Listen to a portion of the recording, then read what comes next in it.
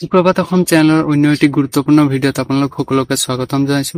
আজিৰ ভিডিঅ'ত মই আপোনালোকক জনাম যে জিঅ' টেগিং হাউচ বা PMAY হাউচৰ চৰকাৰী ঘৰৰ এটা নতুন আপডেট। যদি আপুনি 2025ৰ প্ৰথম ভাগত আপুনি যদি জিঅ' টেগিং ঘৰৰ বাবে বা PMAY হাউচৰ বাবে এপ্লাই কৰিছিলে, তেখেতসকলক জিঅ' টেগিঙৰ পইচা অৰ্থাৎ ঘৰৰ পইচাখিনি সোমাইছে। যি তিনিটা কিস্তি দিয়ে তাৰে প্ৰথম কিস্তিটো কিছুসকলে পাইছে। গতিকে কোনসকল হিতাধিকাৰীয়ে পালে বা আপুনি যদি পোৱা নাই, আপোনাৰ ক্ষেত্ৰত কৰণীয় কি থাকিব, লগতে কেইখন জিলাত হিতাধিকাৰীসকলে ইতিমধ্যে পইচাখিনি পালে বা পাবলৈ সক্ষম হৈছে। গতিকে এটো সকলো কথা মই আপোনাৰ লগত শ্বেয়াৰ কৰিম। গতিকে আপোনালোকক এটা সৰু ৰিকুৱেষ্ট, আপোনালোকে ভিডিঅ'টো এটা লাইক কৰি দিব, চেনেলটো সাবস্ক্ৰাইব কৰি দিব, যাতে পৰৱৰ্তী মই চৰকাৰী ঘৰ ৰিলেটেড যদি ভিডিঅ' বনাও আপোনালোকে সকলোৰে আগত ভিডিঅ'টো পাই যায়। সো ফাৰ্স্ট অফ অল এইখিনি কথা আপোনালোকক জনাৰ আগতে আপোনালোকে এটা কথা জানি লওক যে জিঅ' টেগিং ঘৰ বা জিঅ' টেগিং হাউচ নো কি।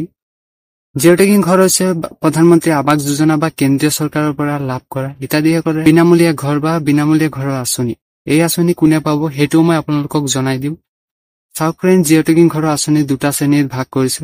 প্ৰথম, যদি আপুনি গ্ৰাম্য এলেকাৰ পৰা হয় তেতিয়াহ'লে আপোনালোকৰ যিসকলৰ পৰিয়ালৰ ঘৰ নথকা বা ঘৰৰ পৰা বঞ্চিত বা আপোনালোকৰ পকী ঘৰ নাই, আৰু দ্বিতীয়তে হৈছে আপোনালোক যদি চাহ বাগিচাৰ এলেকাৰ পৰা আপোনালোকৰ ঘৰ, তেতিয়াহ'লে আপোনালোকে PMAY হাউচৰ অন্তৰ্ভুক্ত কৰা হ'ব। এতিয়া মই আপোনালোকক কম যে কোনসকলে পইচাখিনি পালে। সব বন্ধু বান্ধৱীসকল, আপোনালোকে যদি বছৰৰ প্ৰথম ভাগত আবেদন কৰিছিলে, সেইটো আছিলে ঢালাই ঘৰৰ বাবে, অৰ্থাৎ টিংপাত নলগাকৈ যদি ছাদ ঢালাই আপোনালোকে কৰিব বিচাৰে তাৰ বাবে এখন আবেদন আছিল। আৰু যিসকলে পাইছে তেওঁলোকে ফাৰ্ষ্ট কিস্তিত 1 লাখ টকা প্ৰদান কৰি পাইছে আৰু মুঠ তেওঁলোকে 3,20,000 মান টকা পাব। আৰু কোন কেইখন জিলাত পাইছে, বৰপেটা, ধুবুৰী আৰু প্লাস কেইখনমান জিলাত তেওঁলোকে পাইছে মই জানিব পাৰিছো। আৰু পৰৱৰ্তী তেওঁলোকে আৰু দুটা কিস্তিত বাকিখিনি টকা পাই যাব। তো এতিয়া যিসকলে টকাখিনি পালে বা ফাৰ্ষ্ট কিস্তি পইচাখিনি পালে, তেওঁলোকে এতিয়া ঘৰ বনোৱা আৰম্ভ কৰি দিয়ক। আৰু তাৰ পাছত আপুনি যদি ছেকেণ্ড কিস্তি বিচাৰে তেতিয়াহ'লে তাৰ কিছুমান ষ্টেপ অনুসৰি ঘৰৰ ফটো যদি উঠাই আপুনি পঞ্চায়তত বা তেওঁলোকেও জমা দিয়ে, বা আপোনালোকৰ পঞ্চায়তৰ ফালৰ পৰা মানুহ আহিব পাৰে ঘৰত, তেওঁলোকেও আপোনালোক যদি ঘৰত ভিজিট কৰে তেতিয়াহ'লে আপুনি নেক্সট পইচাখিনি পাই যাব।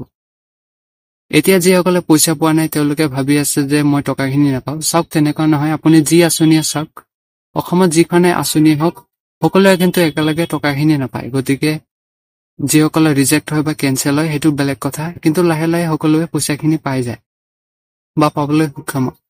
আচ্ছা, আপোনালোকে ইয়াতে যদি আৰু এটা কাম কৰিব পাৰে, আপোনালোকৰ বেংকৰ যিখন KYC আপডেট সেইখিনি আপোনালোকে কৰি ৰাখিব পাৰে, বা আপুনি বেংকত গৈ আপুনি খবৰ ল'ব পাৰে যে আপোনালোকৰ পইচাখিনি সোমাইছে নাই। গতিকে আপুনি বেংকলৈ গ'লে আপোনালোকে গম পাই যাব। গতিকে আপোনালোকে KYC টো আপডেট কৰি ৰাখিব। আৰু যদি কোনো এতিয়াও এপ্লাই কৰা নাই, তেওঁলোকৰ বাবে এপ্লাই এতিয়াও সুযোগটো দিয়া আছে। গতিকে এইটো এটা ভাল খবৰ। আপোনালোকে যদি আবেদন কৰা নাই তেওঁলোকেও আবেদন কৰিব পাৰিব। গতিকে আপোনালোকক পুনৰ এবাৰ ৰিকুৱেষ্ট কৰিছো, আপোনালোকে ভিডিঅ'টো এটা লাইক কৰি দিয়ক, চেনেলটো সাবস্ক্ৰাইব কৰি দিব আৰু শ্বেয়াৰ কৰি দিয়ক সকলোকে, যাতে কথাটো গম পায়। আৰু যদি আপুনি মোৰ ভিডিঅ'টো প্ৰথমবাৰ চাই আছে, ভিডিঅ'টোত এটা সাবস্ক্ৰাইব কৰি দিব। ধন্যবাদ।